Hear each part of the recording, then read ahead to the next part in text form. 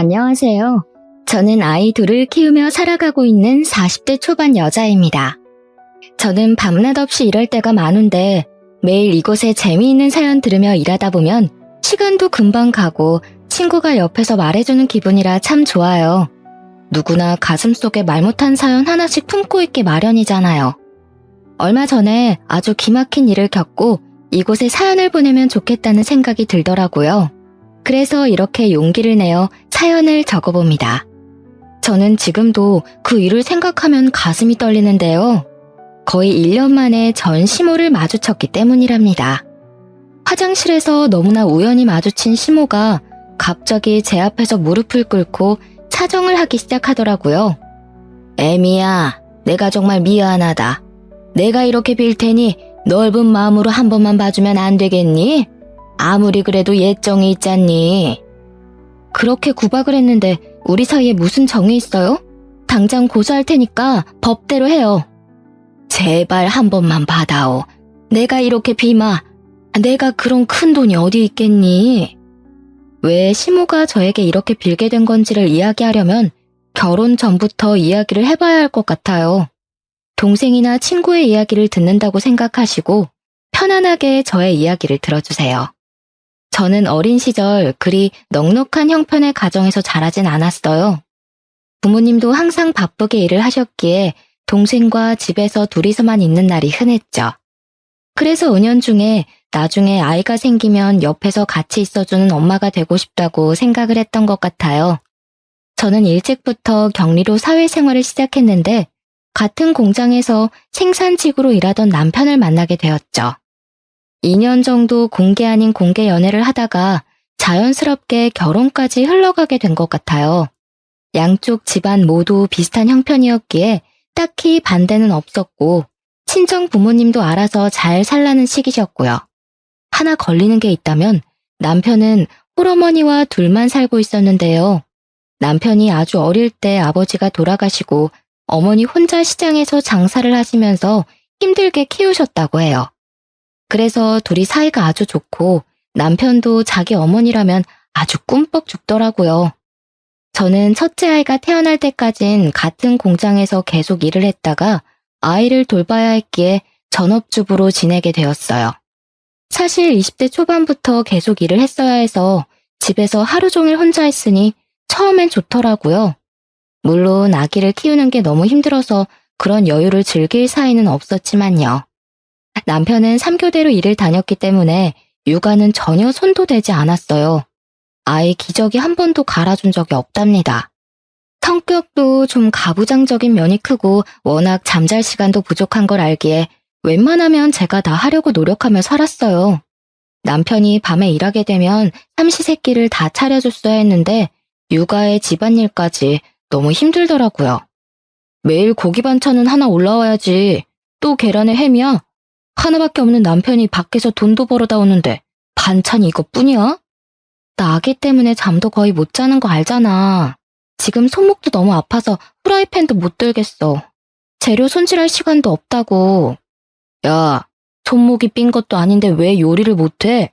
그리고 너 집에서 편하게 놀기만 하면 되는데 왜 손질할 시간이 없냐? 아주 세상 편한가 봐? 맨날 내 핑계만 대면 다야? 남편 밥은 제대로 하고 놀아야 될 거 아니야. 놀긴 뭘 놀아. 애 보는 게 얼마나 힘든지 알아? 당신이 뭘 좀 사다 주던지 아니면 사다 먹던지 아님 공장 일찍 가서 구내식당에서 먹어. 와, 내가 아주 속아서 결혼했네. 연애할 땐 그렇게 여성스러운 척하고 밥도 잘할 것 같더니만 내가 아주 생백수를 집에 들였네. 아우씨. 남편은 숟가락을 바닥에 확 내던져버리고 밖으로 나가버렸어요. 임신했을 때도 제가 먹고 싶다는 게 있어도 많이 사주지도 않았어요. 자기가 들어봐서 싼 거만 사주고 멜론같이 비싼 건 못 들은 척하고 말곤 했죠. 그리고 남편은 엄청 짠돌이더라고요. 연애할 때도 돈 아깝다고 커피숍은 절대 안 가고 어차피 소화되면 다 똑같다면서 매일 돈가스나 국밥 같은 메뉴만 먹었어요. 돈 펑펑 쓰는 남자보단 아끼는 남자가 나을 것 같다는 생각으로 결혼했는데요. 같이 사는 게 아니니까 이 정도일지는 몰랐어요. 제 뒤를 쫓아다니면서 방마다 불 끄면서 잔소리하는 건 기본 중에 기본이고요. 한 번 코푼 휴지를 너덜해질 때까지 3번, 4번 쓰는 건 기본이에요. 변기물도 3번은 쌓아야 내리라고 얼마나 잔소리를 하는지.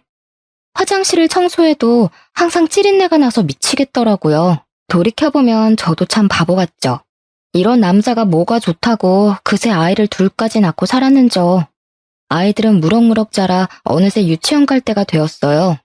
저는 그동안 남편이 큰 소리 치는 게 싫어서 하라는 대로 하면서 살았답니다. 한번 싸우게 되면 얼마나 소리를 지르고 무섭게 하는지 사는 내내 제가 항상 져주면서 살아야만 했어요. 그렇게 짠돌이처럼 사는데도 막상 돈은 많이 못 모으더라고요. 돈 아낀다고 남들 먹는 것처럼 먹지도 못하고 누리지도 못하면서 사는데 10년이 다 돼가도 남편이 주는 생활비는 그대로였습니다. 여보, 이제 애들 유치원도 다녀야 되는데 생활비 좀 올려줘. 한 달에 50만 원은 정말 너무 적어. 애가 둘인데 더 아끼겠다는 생각을 해야지 더 쓸 생각을 해? 당신도 지금보다 좀 더 아껴 쓸 궁리를 좀 해봐. 우리 엄마는 그렇게 가난한데도 아끼고 아껴서 나 키웠어. 당신은 왜 못해? 내가 당신 어머니야? 그리고 지금 시대가 같아? 언제적 얘기를 하는 거야. 요즘 물가가 얼마나 올랐는지 당신이 마트에 좀 가보라고.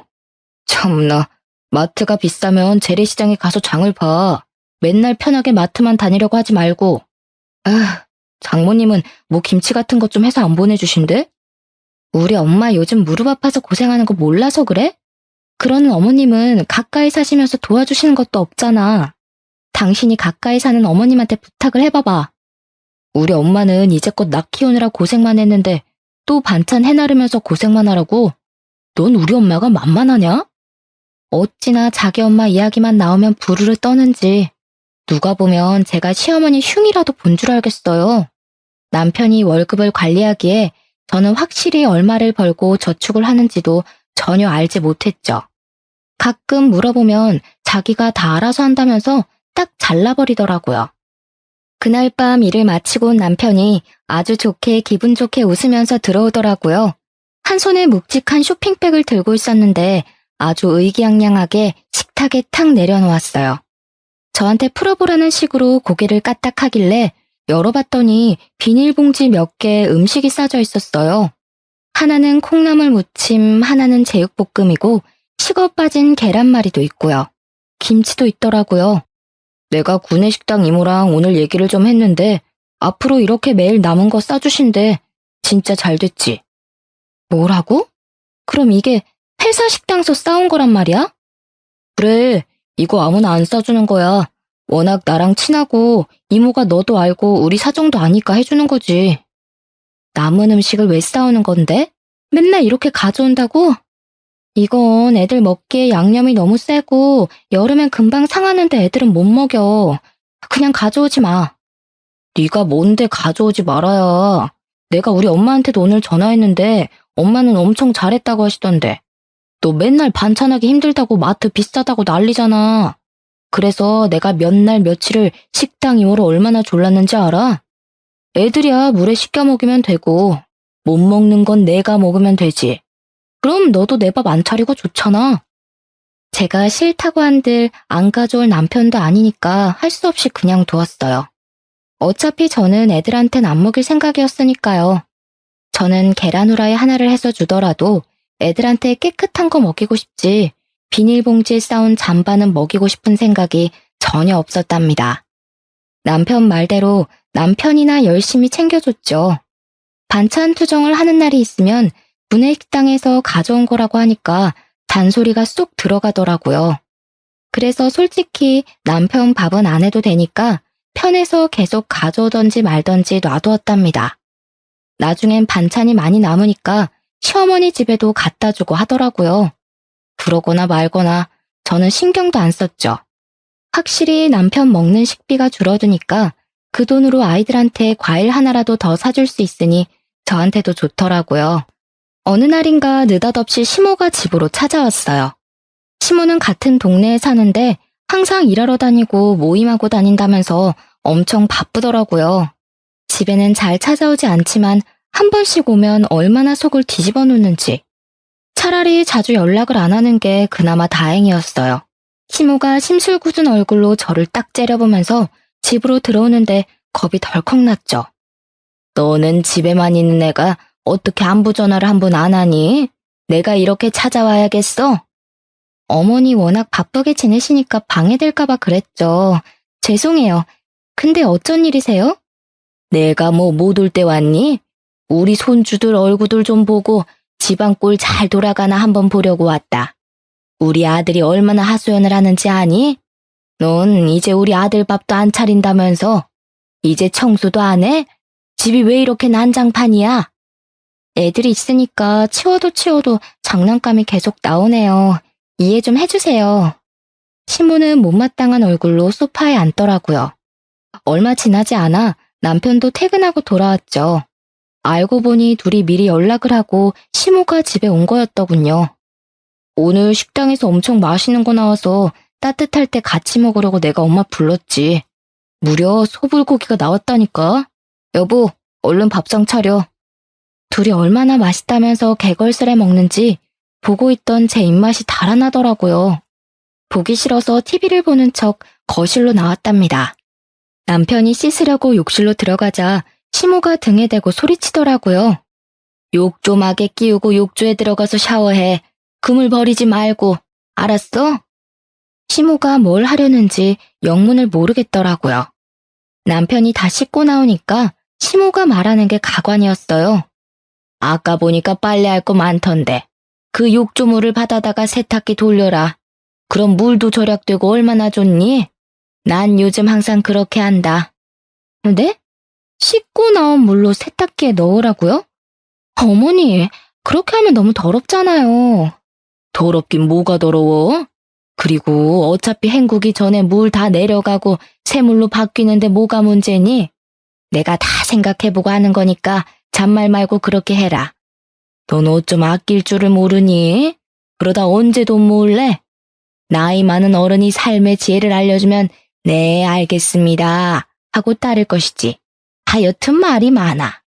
오, 엄마, 그거 진짜 좋은 생각이네. 역시 우리 엄만 똑똑하다니깐. 남편이 신나서 욕조물을 퍼다가 세탁기에 붓더라고요.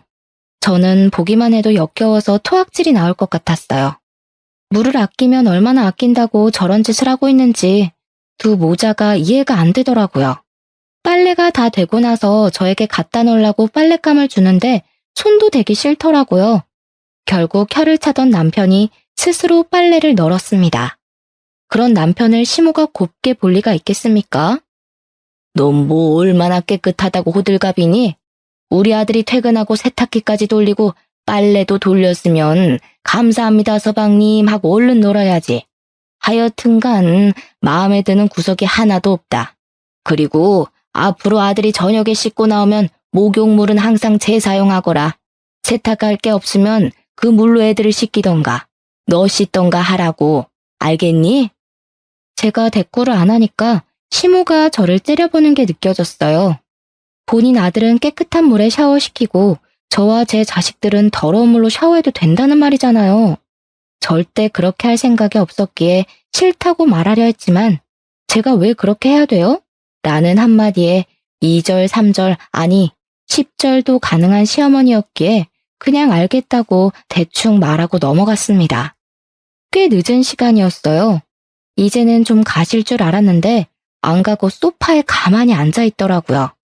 딱 봐도 뭔가 할 얘기가 있는 것 같았죠. 애미야, 내가 다음 달에 개모임에서 여행을 간다는데 지금 다 예약을 해야 한단다. 80만 원이라는데 네가 좀 여행사에 이체 좀 해라.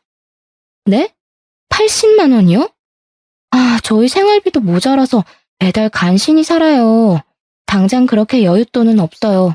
그리고 저도 생활비 받아서 쓰는걸요. 아니, 남편이 몇 년을 일했는데 모아둔 돈이 100만 원도 없어? 너는 도대체 살림을 어떻게 하는 거니? 네가 헤프게 쓰니까 없는 거 아니니? 이 사람이 월급 얼마 받았는지도 말 안 해줘요. 여보, 말 나온 김에 통장 좀 보여줘봐. 확인 좀 해보게. 내가 번 돈을 네가 왜 확인을 해? 됐어. 엄마, 내가 돈 보내줄게. 걱정 마. 그거야 나한테 바로 전화해서 말하지. 뭐하러 지금 말해. 그래도 내가 생각이 있는 CM인데 며느리도 같이 있을 때 말을 해야지. 안 그러니? 여기 계좌번호니까 내일까지 보내고 나한테 전화해라. 난 간다. 한 달 생활비가 넘는 돈을 시모한테 준다니 너무 열불이 나더라고요. 남편은 태평하게 배를 두드리며 텔레비전을 보고 있는데 얼마나 화가 나는지요. 저는 마음을 먹고 남편 통장을 확인해 보기로 했어요. 어차피 핸드폰으로는 다 잠가놔서 볼 수도 없었거든요. 남편이 일하러 나간 어느 날 방안을 다 뒤져서 통장을 찾았죠. 저한테 꽁꽁 감추느라 서류 봉투 안에 넣어 교묘하게 숨겨놨더라고요. 서류 봉투 안에는 무려 10개가 넘는 통장들이 있었어요. 저는 적금이라도 되나 기대를 하고 열어봤는데 보니까 이미 다 사용한 통장을 모아둔 거였어요. 저는 날짜별로 통장들을 꼼꼼하게 살펴봤어요. 남편의 월급과 그동안 사용했던 내역을 다 볼 수 있었죠. 저는 너무 충격을 받았어요. 결혼 생활 내내 남편이 시모에게 용돈을 보내고 있었던 거예요. 신혼 때 양가 부모님 용돈에 대해서 얘기를 꺼낸 적이 있었는데 남편이 아이 키우고 돈 모아야 해서 용돈은 줄 수 없다고 못을 박았었거든요. 근데 저 몰래 시어머니에게만 생활비의 반 정도 되는 돈을 매달 보냈다니 너무 화가 났어요.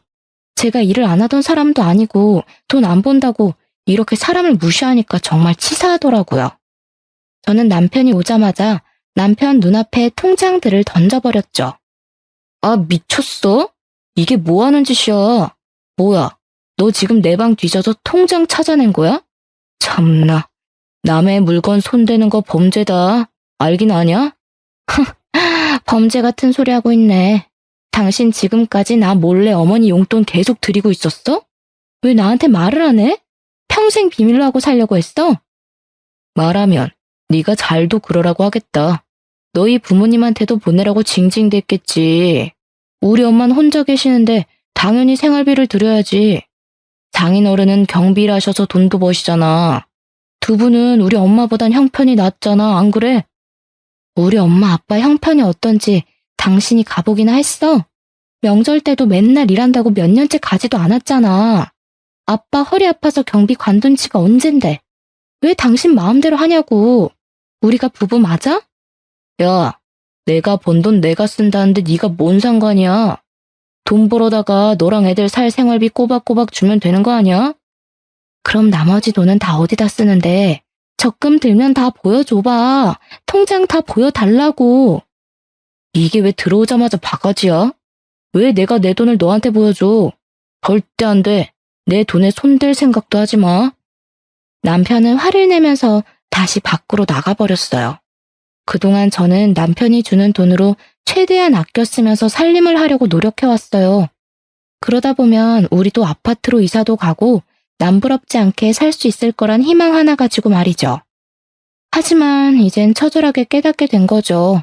제가 함께 모으고 있다고 생각했던 돈은 우리가 아니라 남편의 돈이었다는 걸요. 그동안 밖에서 커피 한 잔도 못 사 먹으면서 미련하게 아꼈던 제 자신이 너무 비참하게 느껴졌어요.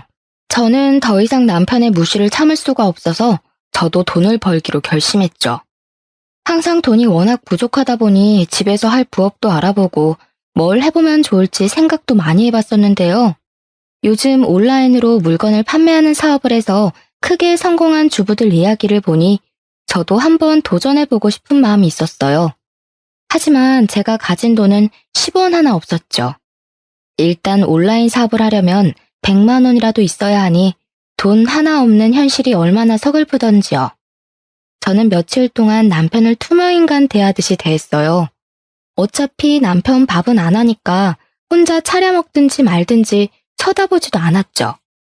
저는 아이들과만 밥해 먹고 얘기하고 노니까 오히려 편하더라고요. 참다 못한 남편이 저에게 말을 붙이더라고요. 내가 생각을 좀 해봤는데 그동안 내가 장인 장모님한테 신경을 덜 쓴 것 같아. 우리 엄마는 가까이에 사시니까 더 챙기게 되는 건 사실이잖아. 내가 미안하니까 이번 주말에 처갓집에 가서 제대로 한번 저녁 사드릴게. 어때? 그래, 알았어. 근데 당신 지금 여윳돈 얼마나 있어? 나 100만 원만 줘. 뭐? 100만 원? 야, 100만 원이 어디 개 이름인 것처럼 쉽게 말한다? 그 돈으로 뭐 하려고 생전 안 하던 말을 해? 나도 일 좀 해보려고. 온라인으로 물건 파는 것 좀 해보려고 해. 나한테 투자한다고 생각하고 한번 도와줘. 그동안 미안했다며. 이게 맨날 집에서 놀면서 이상한 동영상이나 보고 헛바람이 들었구만. 네가 무슨 사업을 해. 사업의 개뿔도 모르는 게. 개나 소나 사업해서 돈 벌고 성공했다니까. 너도 하면 될 것 같아? 꿈 깨셔. 귀한 100만 원 털어먹지 말고 얌전히 애들이나 키워. 그게 돈 버는 거야. 남편이 먼저 숙이고 들어오길래 한번 말해본 거였는데 역시나 매몰차게 무시하고 거절했죠. 저는 어떻게든 돈을 벌어서 사업 자금을 모으기로 결심했어요. 그렇게 주말이 되고 진짜 남편이 애들까지 직접 챙겨서 친정집으로 가더라고요. 오랜만에 손주들을 본 친정 부모님이 얼마나 좋아하시던죠. 형편이 안 돼서 자주 찾아뵙지 못하니까 너무 죄송해서 눈물이 났어요. 저녁에 남편이 근처에 맛있는 식당을 알아놨다면서 자신있게 친정 부모님을 데리고 가더라고요. 저는 소갈비라도 사줄 건가 기대를 잔뜩 하고 따라 나섰죠. 남편이 의기양양한 표정으로 멈춰선 곳은 한 명당 10,000원짜리 고기 뷔페였답니다. 식당을 본 부모님의 당황한 표정을 보니 제가 너무 민망해졌어요. 더군다나 이 식당은 동네 사람들에게는 고기가 별로라고 소문난 곳이었거든요. 저는 남편에게 조용히 다가가서 속삭였죠. 여보, 여기는 별로 맛없는 데야. 나도 예전에 와봤어. 우리 다른 데 가자. 무슨 소리야. 내가 찾아보니까 다 맛있다던데. 너도 최근에 먹어본 것도 아니잖아. 빨리 들어와. 그런 저희의 모습을 보던 엄마가 먼저 식당 안으로 들어가시더라고요. 남편도 싱글벙글하며 들어가는 걸 보니 부모님 앞이라 화도 못 내겠고 미치겠더라고요. 역시나 고기는 맛이 없었는데 공짜라면 양잿물까지 마실 남편은 쩝쩝거리며 엄청 맛있게 먹더라고요. 부모님도 조금 드시다 된장찌개에 밥을 말아 드시고 있는데 너무 죄송한 마음에 눈물이 다 났어요. 부모님을 모셔다 드리고 집에 오는 내내 차 안에서 눈물을 참느라 힘들었죠. 그런 저와는 반대로 남편은 아주 신나 보이더라고요. 너는 남편 잘 만나서 호강하는 거야. 오늘 나 덕분에 장인 장모님 아주 맛있게 드시는 거 봤지? 잘 먹긴 뭘 잘 먹어. 당신이나 맛있게 먹었지. 차라리 돼지갈비집이라도 가는 게 낫지 10,000원짜리 뷔페가 뭐야? 부모님 보기에 민망해서 혼났어. 뭐? 잘 먹어놓고 뚱딴지 같은 소리야. 돼지갈비 1인분이 얼만지 알아? 그런데 가느니 뷔페 가서 실컷 먹는 게 낫지. 너는 사줘도 난리냐? 왜 그런 걸 당신 혼자 생각하냐고. 호강? 당신이 그렇게 말할 자격 있어? 내가 생활비 아껴갈 때마다 시어머니 용돈 주고 있었으면서 1인당 10,000원 하는 뷔페 한번 데려다 준 걸로 호강하는 거라고? 내가 우리 부모님 보기 창피해서 너 같은 애랑 못 살겠다. 알겠어? 저야말로 푸대접하다 못해 친정 부모님도 업신여기는 남편과는 더 이상 살지 못하겠다는 생각이 들었어요. 그렇다고 애들한테 살가운 아버지도 아니고 제가 혼자 다 키웠기 때문에 애들은 아빠와 정도 잘 없거든요. 왜 내가 이 남자 집에서 가정부처럼 살고 있어야 하나요? 제가 스스로 돈 벌어서 우리 부모님께 소갈비도 부담 없이 사드리고 애들한테도 마트에서 가격표 안 보고 먹고 싶은 것 다 사줘야겠다고 결심했죠. 집 근처에 큰 마트가 있었는데 가끔 아르바이트를 구하더라고요. 근데 아이들 유치원에 가 있는 시간과 일하는 시간이 딱 맞아서 언제 구인 공고가 날까 기다리고 있었어요. 드디어 사람을 구한다고 해서 얼른 가서 면접을 봤답니다. 바로 다음 주부터 일하게 되었는데 드디어 내 힘으로 돈을 벌 수 있다고 생각하니까 너무 신이 났죠. 저는 남편에게도 바로 통보를 했는데 반응이 뜻밖이더라고요. 그거 몇 시간에서 꼴랑 얼마나 번다고 그래. 집에서 살림이나 하고 애들 돌보는 게 돈 버는 거라고 몇 번이나 말해. 애들 유치원 갔다 오는 시간 사이에 하는 거라 충분히 할 수 있어. 꼭 할 거니까 말리지 마. 오랜만에 일을 하니까 일주일 정도는 적응하느라 너무 힘들었는데요. 시간이 지날수록 같이 일하는 분들도 잘한다고 칭찬해 주시니까 점점 일이 재미있어지더라고요. 매일 집에서 애들이랑 지지고 볶다가 사회 활동을 하니 몸은 힘들지만 생활 자체가 활기차게 변했답니다. 그렇게 한 달을 일하고 월급을 처음 받았는데 진짜 눈물이 나더라고요. 아이들이 그렇게 갖고 싶다고 노래를 부르던 장난감도 사주고 친정 부모님께도 얼마 안 되지만 용돈도 보내드렸어요. 이제야 사람 사는 것 같더라고요. 그렇게 몇 달을 돈을 모아 온라인 사업을 해볼 돈도 차곡차곡 모으고 있는 중이었죠. 그날도 마트에서 채소들을 정리하고 택을 붙이는 작업을 하고 있었어요. 입구에서부터 떠들썩한 소리가 나더니 아줌마들 대여섯 명이 들어오더라고요. 얼마나 시끄럽게 웃고 떠들던지 다른 사람들이 다 쳐다볼 정도였어요. 그런데 그 중에 시모가 있더라고요. 옷도 아주 화려하게 입어서 누가 보면 부잣집 사모님인 줄 알겠더라니까요. 항상 무슨 모임을 다닌다고 바쁘더니 저렇게 신나게 살았구나 싶었죠. 그래도 시모니까 인사를 해야겠다는 생각에 시모를 향해 눈을 계속 마주쳤어요. 기척을 느꼈는지 시모가 제 쪽을 돌아보고는 기함을 하며 놀라더라고요. 그러더니 친구들을 데리고 서둘러서 마트를 나가버렸답니다. 저는 제가 뭘 잘못한 게 있나 싶어 어리둥절하고 기분도 은근히 나쁘더라고요. 그날 저녁에 퇴근해서 애들과 밥을 먹고 있는데 초인종이 세게 울리는 게 아니겠어요? 역시나 시모가 고가운 눈빛을 하고 쳐들어오더라고요. 아니 너 무슨 일 한다고 하더니 그 마트에서 일하는 거였어? 저 보신 거 맞네요? 근데 왜 모르는 척 하셨어요? 야, 그럼 친구들한테 저 꼬질꼬질한 옷 입고 오이 나르는 애가 내 며느리라고 말하라는 거야? 내 친구들은 예전부터 다 네가 대기업 다니는 줄 아는데 누굴 망신 줄 일 있어? 왜 그런 거짓말을 하세요? 제 힘으로 당당하게 돈 벌고 있는 게 부끄러우세요? 마트에서 일하는 게 퍽이나 자랑스럽기도 하다. 아이고, 오늘 시겁했네. 돈 좀 번다고 아주 유세가 대단하다 얘. 무서워서 간다. 아이고. 시모가 쏘아붙이고 가버리는데 어이가 없더라고요. 정작 자기 아들은 지금까지 공장에서 일하는데 대기업 다니는 며느리가 웬 말인가요? 그러거나 말거나 수중에 돈이 있으니 마음 자체가 여유로워지더라고요. 남편이 생활비를 적게 주던 말던 신경도 잘 안 쓰게 되고 말이죠. 원래 남편은 핸드폰을 잘 들여다보지 않는 성격인데 요즘 따라 매일 핸드폰만 보고 있더라고요. 도대체 뭘 하나 궁금했죠. 돈이 아까워서 바람필 위인도 못 되는데 말이에요. 옆에서 헬기 보니까 주식 그래프 같은 걸 뚫어지게 보고 있더라고요. 당신 지금 뭐 하는 거야? 설마 주식하는 거야? 주식할 돈은 있고? 네가 이렇게 세상 물정을 모르니까 내가 말도 안 꺼내는 거야. 요즘 주식으로 돈 버는 사람이 엄청 많대. 공장 형들도 안 하는 사람이 없더라고. 나도 형들이 알려준 거 몇 개 샀는데 진짜 많이 올랐다니까.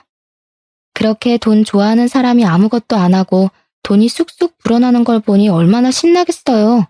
아주 얼굴에 화색이 돌더라고요. 제가 알기론 남편도 경제 개념도 잘 모르고 공부도 잘하지 못한 것 같은데 뭘 믿고 덜컥 주식을 한다는 건지 걱정이 되더라고요. 얼마를 투자하는지도 말 안 하니까 정확한 액수도 알 수 없고 말이죠.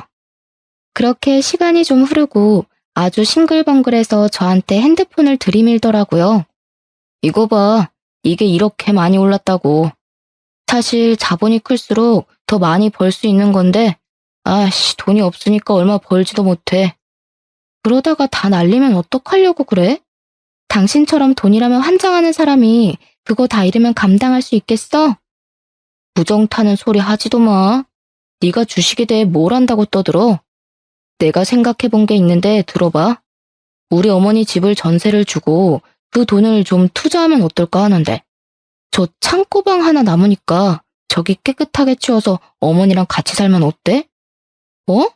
말도 안 되는 소리 하지 마. 가뜩이나 내 식구 사는데 좁아 죽겠는데 어머니까지 모신다고? 아, 주식에 미쳐서 제정신이 아니네. 이건 절대 안 되는 일이니까 다신 말도 꺼내지 마. 남편은 거의 일주일 넘게 합가를 하자면서 저를 괴롭히더라고요. 다른 건 다 들어줘도 이건 절대 안 된다며 저도 완강하게 반대했죠. 그랬더니 다른 궁리를 하는지 더 이상 말은 꺼내지 않더라고요. 저는 온라인 사업을 할 수 있는 자금을 넉넉하게 모아놓은 상태였어요. 본격적으로 물건을 사보고 온라인에 올려보면서 저만의 사업을 시작했죠. 아이들 재우고 밤 늦게 시작해서 다음날 새벽까지 계속 일하는 날들이 늘어갔어요. 너무나 피곤했지만 일이 정말 재미있고 주문도 한두 개씩 들어오니까 신기하고 힘이 나더라고요.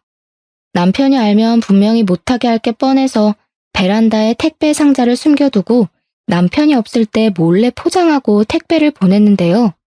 주문량이 점점 늘기 시작하니까 택배 상자를 숨기기가 힘들어지더라고요. 결국엔 남편이 베란다에서 상자를 발견했는데 소리를 지르면서 상자를 저한테 막 던지기 시작하는 게 아니겠어요? 이놈의 옆했네야.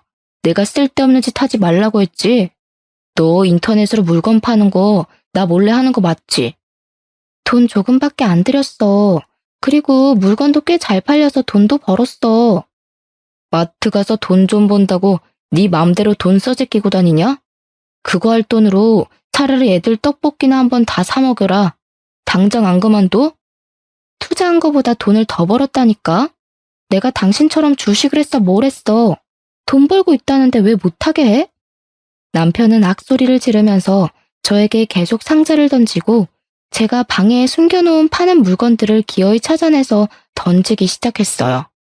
제가 달려가서 물건들을 몸으로 막고 하지 말라고 악을 썼죠. 남편은 씩씩대며 집을 나가버렸고 저는 끄억끄억 울면서 박살난 물건들을 치웠답니다. 저는 남편을 위해 저의 인생을 희생했는데 남편은 제 삶이 앞으로 나아가는 걸 도와주기는커녕 제 발목을 잡고 있다는 걸 깨달았죠. 저는 더 이상 남편과는 살 수 없겠다는 생각이 들더라고요. 더군다나 최근에 남편은 주식으로 돈을 엄청 잃은 것 같았어요. 매일 핸드폰을 보며 중얼거리고 눈이 벌게져서는 욕짓거리를 늘어놓았죠. 그러더니 기야말 소리를 늘어놓았답니다. 지금 물타기를 해야 돼. 집 좀 담보로 해서 돈을 빌려야겠어. 당신 진짜 미쳤어? 이 집 날라가면 우리 어디서 살라고? 절대 안 돼. 내 말 안 들으면 당장 이혼이야? 이 집이 내 명의인데 네가 뭔 권리로 안 된다고 하는 거야? 이혼? 네가 나랑 이혼하면 잘 살 수 있을 것 같아? 당장 한 달도 안 돼서 돈 없다고 살려달라고 기어들어올게. 어디 그런가 안 그런가 두고 보면 알겠지. 우리 이혼해. 너 절대 다시 안 받아줄 거니까 각오해. 애들도 네가 다 데려가. 우리는 그렇게 합의 이혼을 했고 힘들었던 저의 결혼 생활도 끝나게 되었답니다. 오히려 이렇게 쉽게 이혼이 되니까 얼떨떨하기도 하더라고요. 저는 친권과 양육권 모두 갖고 아이들과 친정 부모님 댁으로 들어갔죠. 친정 부모님도 걱정은 되셨겠지만 전 남편이 지금껏 저에게 어떻게 했는지 아셨기에 저를 이해하고 도와주시려고 하셨어요. 저는 오히려 전 남편과 시모를 더 이상 보지 않고 친정 부모님과 아이들과 살아가니 더 행복하고 생활도 편해졌답니다. 저는 친정 부모님이 사시는 동네에 있는 다른 마트에서 일하면서 온라인 사업에도 더욱 집중했는데요. 한번 잘 팔리기 시작하니까 판매량이 기하급수적으로 늘기 시작했어요. 6개월 만에 저는 1년치 연봉 정도까지 볼 수 있었답니다. 저도 놀라고 지켜보시던 친정 부모님도 엄청 놀라셨죠. 저는 완전히 온라인 사업에만 매진했고 1년 만에 매달 월 2천만 원까지 벌 수 있었답니다. 온라인에서 만난 저와 비슷한 나이대의 사업가들을 만나는 모임에서 지인들도 많이 사귈 수 있었는데요. 지인들이 많이 도와줘서 사업도 더 발전할 수 있었고 외모적으로도 많이 달라질 수 있었죠. 돈을 많이 버니 확실히 마음의 여유가 달라지고 씀씀이도 달라지더라고요. 저는 서울의 친정 부모님과 아이들과 함께 살아도 넉넉한 큰 아파트도 매매할 수 있었답니다. 여유로워진 생활 덕에 집에서는 웃음이 끊이지 않았죠. 어느 날 저녁, 저는 한 달에 한 번 열리는 사업가 행사가 있어서 자주 가던 호텔에 지인들과 함께 갔죠. 그 호텔 레스토랑에서 친구들을 자주 만나서 이미 VVIP였는데 이번 행사는 이 호텔의 사장이 주최하는 거라 연회장에서 크게 열렸답니다. 저는 연회장에 들어가기 전에 화장실에서 화장을 고치고 있었어요. 근데 옆에서 청소하는 아주머니가 혼잣말로 궁시렁대면서 대걸레를 아무렇게나 휘저으며 청소를 하고 있더라고요. 좀 거슬렸지만 계속 거울을 보고 있는데 그때 거울 안에서 고개를 올린 청소 아주머니와 눈이 마주쳤죠. 저는 깜짝 놀라서 뒤를 돌아봤어요. 바로 전 시모였거든요. 시모도 놀라서 저를 쳐다보다가 위아래로 저를 계속 훑어보더라고요. 어머, 이게 누구야? 네가 이렇게 비싼 호텔엔 어떻게 왔대? 보나마나 나처럼 일하러 온 거겠지. 여기 오늘 무슨 파티가 있다던데 거기서 일하는 거니? 근데 왜 이렇게 옷을 차려입었어? 보아하니 이혼하고 아주 막 사는 모양이네. 말 가려 해요. 나 여기 손님으로 온 거예요. 나가게 저리 비켜요. 손님 좋아하네. 네가 뭔데 이 으리으리한 호텔에 손님으로 왔다는 거야? 나한테 그걸 믿으라고? 아이고, 이 구두는 뭐야? 너한테 이런 게 어울리기나 해? 그때였어요. 시모가 대걸레로 제 구두를 마구 문질러대는 게 아니겠어요? 저는 너무 놀라서 소리를 질렀죠. 이게 뭐 하는 거예요? 이 여자가 진짜 미쳤나? 이게 얼마짜린 줄 알아? 당신 월급 6개월을 모아도 못 사는 거야. 아이고, 시장 가서 10,000원이면 살 거 가지고 웃기고 있네. 어디서 거짓부렁이야? 이게 뭔 사기꾼 됐나 아주 기세가 대단하네. 어디 시어머니한테 반말짓거리야. 이혼한 지가 언젠데 시어머니야. 당장 변상해. 절대 합의는 없으니까 어디 한번 해보자고. 시모가 이번에는 대걸레로 제 머리를 문대려고 달려들더라고요. 저는 얼른 시모의 발을 걸어서 넘어뜨려 버렸어요. 시모가 넘어지면서 중심을 잡지 못하고 대걸레반 통이랑 같이 굴러 넘어졌답니다. 그 바람에 시모의 옷이 구정물로 다 젖었어요. 화가 난 시모가 제 머리채를 잡으려고 달려들길래 제가 소리를 삑 지르며 화장실 밖으로 나갔어요. 제 소리를 들은 지인들이 화장실로 몰려왔죠. 제 구두와 발목이 구정물로 엉망이 되어 있는 걸 보고 놀라더라고요. 이게 무슨 일이야? 이 아줌마가 이런 거야? 어머어머, 당장 매니저 좀 불러와봐. 시모는 상황이 이상하게 흘러간다고 느꼈는지 어깨가 점점 움츠려들더라고요. 아니, 얘가 내 며느리예요. 남이 아니고. 전화를 받은 호텔 실장이 급하게 화장실로 달려왔죠. 실장의 얼굴을 본 시모의 얼굴이 점점 일그러지는 게 보였어요. 행사 전에 이런 일이 생기다니 정말 죄송합니다. 아줌마, 이게 무슨 짓이에요? 이분이 누군지 알고 이런 짓을 한 거예요. 우리 호텔 VVIP이신 분한테 도대체 뭐라고요? 아니, 사실 얘가 내 며느리라서. 근데 얘가 여기 손님으로 올 애가 아닌데. 누가 당신 며느리냐고. 실장님, 이 여자한테 제 구두 변상하게 진행해주세요. 호텔 직원이 한 거니까 이 호텔도 책임 문제에서 자유롭지 않을 거예요. 그리고 당신은 내가 모욕죄로 추가 고소할 거니까 기대하고 있어. 정말 죄송합니다. 제가 최선을 다해서 문제 해결하도록 노력하겠습니다. 아줌마, 뭘 멀거니 서 있어요. 얼른 구두 닦아드려요. 시모가 얼굴이 하얘져서 손을 부들부들 떨면서 제 앞에 쪼그려 앉았어요. 그러고는 제 구두를 닦기 시작했죠. 행사 시작 전에 소란이 있으니까 호텔 사장까지 화장실로 다가왔죠.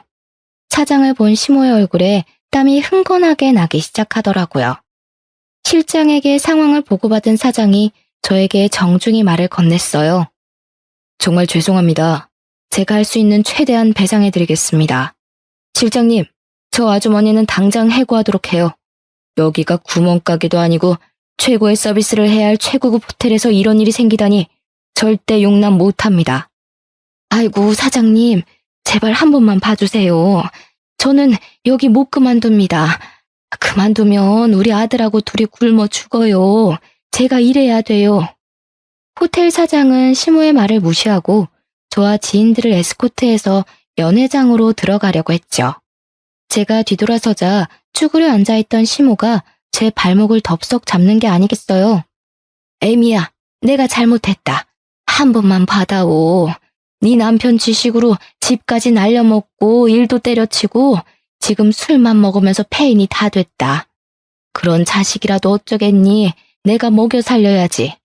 여기 관두면 월세도 못 내서 쫓겨나야 돼. 제발, 제발 한 번만 용서해다오. 그렇게 구질구질하게 아끼면서 살더니 아직까지도 그러고 사네요. 하긴 비싼 걸 멀리서 보기나 했어야 10,000원짜린지 800만 원짜린지 구별을 하지. 배알 뒤틀려서 어째요? 그렇게 무시하던 며느리 구두가 800만 원인데? 그쪽 사정이야 알 바 없고 당장 내일까지 내 구두 변상이나 해요. 800만 원? 거짓말. 세상에 그렇게 비싼 구두가 어디 있니? 나 골탕 먹이려고 이러는 거 다 안다. 나쁜 년. 남편 버리고 가더니 사기꾼이 다 됐구나. 누가 버리고 가요? 돌아와도 안 받아준다고 한 게 누군데. 이 구두 산 영수증 다 있으니까 경찰서에서 다 확인시켜줄 테니 걱정하지 말고요. 그쪽 아들이 그렇게 하지 말라는 사업 시작해서 내가 돈을 엄청 벌었거든요. 아드님한테 이혼해줘서 고맙다고 전해줘요. 시모는 제 앞에 무릎을 꿇고는 양손을 비비며 눈물을 흘리기 시작했죠. 애미야, 제발 한 번만 살려주렴. 내가 우리 손주들 보고 싶어서 매일 밤 울며 잔단다. 이렇게 만난 김에 우리 애들도 좀 보여주고 다시 한번 잘 지내보면 안 되겠니? 내가 염치 없지만 이렇게 부탁하마. 주식으로 집 담보 잡기 전만 해도 일획천금이 굴러들어올 줄 알았지? 그땐 친권도 다 포기하게 하더니 무슨 우리 손주? 기가 막혀서 진짜. 사장님, 이 아줌마 변상 책임은 당연한 거고 아까 말씀하신 것처럼 당장 해고해주세요. 안 그러면 저 이 호텔 다신 안 와요? 저는 엎드려서 울부짖는 시모를 차갑게 외면하고 사장의 사과를 연신받으며 연회장 안으로 들어가 버렸답니다. 살짝 뒤돌아보니 경비원들이 시모를 끌고 가고 있더라고요. 시모는 질질 끌려가면서도 계속 저를 부르며 소리쳤죠. 저는 다시는 시모 얼굴을 보고 싶지 않았기 때문에 모든 일을 변호사에게 일임해버렸어요. 저는 수월하게 구두 배상 비용은 물론이고 모욕죄로 합의금까지 청구해서 받을 수 있었죠. 시모가 변호사에게 한 번만 봐달라고 사정을 했다고 했지만 저는 절대 사정 봐주지 말고 법대로 하라고 못 박았답니다. 그 후로도 그 호텔에 자주 갔지만 더 이상 시모는 볼 수 없었어요. 저의 사업은 그 후로도 계속 상승선을 타고 있고 곧 다른 분야에도 진출할 예정이랍니다. 직원들도 많이 늘어서 너무나도 바쁜 나날을 보내고 있어요.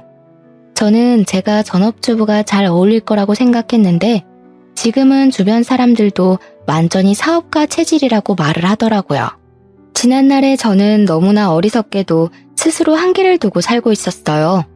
저도 소중한 사람이고 무궁한 가능성이 있었는데 제가 아닌 전 남편이나 아이들에게서만 그 가능성을 찾으려고 했던 것 같아요. 제 일을 하면서 더 나은 저 스스로의 미래를 꿈꾸는 지금이 정말 행복합니다. 너무 바빠서 아이들과 함께하는 시간이 많이 줄어든 게 가장 아쉽지만 친정 부모님이 저 대신 사랑을 듬뿍 주고 계셔서 한시름 덜고 있답니다. 사연을 들으시는 여러분들도 스스로를 믿고 어떤 일이든지 한번 해보고 싶은 게 있다면 도전해보셨으면 좋겠어요. 행운도 시도를 해보는 사람에게 찾아오는 법이니까요. 저의 기막힌 사연을 들어주셔서 감사합니다. 여러분도 모두 행복하세요.